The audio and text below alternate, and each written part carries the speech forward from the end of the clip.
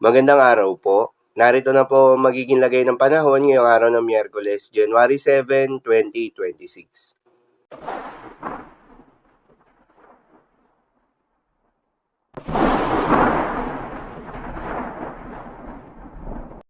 Sa kasalukuyan na tayo sa pag-asa, patuloy na umiiral itong shear line o yung banggaan ng malamig at mainit na hangin at nakakaapekto sa may eastern section ng Southern Luzon.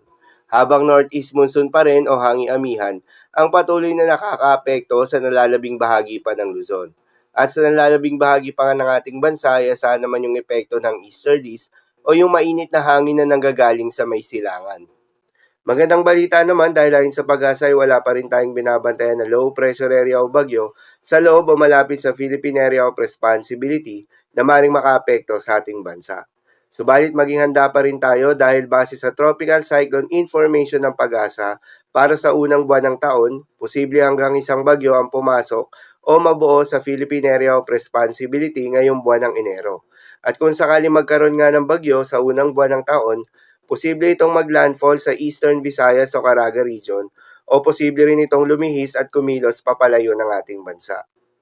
Para naman sa magiging lagay ng panahon ngayong araw ng Miyerkules, dahil nga sa epekto nitong shear line, asahan sa Bicol Region, Quezon, Oriental Mindoro, Marinduque, Romblon at Northern Samar ang maulap na kalangitan na may kalat-kalat ng mga pagulan at isolated thunderstorms. Posible ang mga pagbaha o pagguho ng lupa due to moderate to heavy rains. Habang sa nalalabing bahagi ng Eastern Visayas ay asahan naman yung maulap na kalangitan na may kalat-kalat ng mga pagulan at thunderstorms na dulot ng easterlies. Posible rin ang mga pagbaha o pagguho ng lupa due to moderate to at times heavy rains.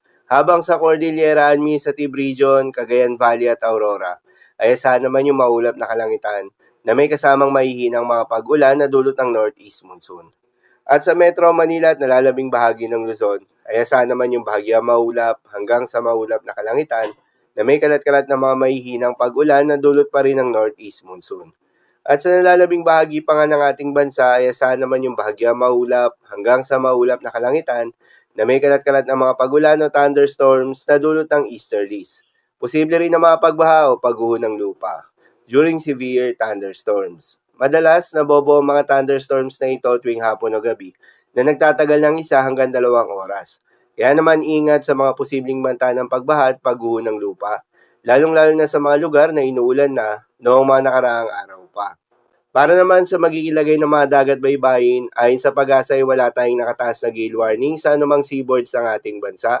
Kaya naman malayong makakapamalaot yung mga kababayan nating mangingisda at yung may mga maliliit na sasakyang pandagat. Subalit iba yung pag-iingat sa mga maglalayag sa may seaboards ng extreme northern Luzon dahil inaasahan yung katamtaman hanggang sa malo na karagatan. Habang sa nalalabing seaboards ng ating bansa, ay asahan naman yung banayad hanggang sa katamtaman ng mga pag-alon.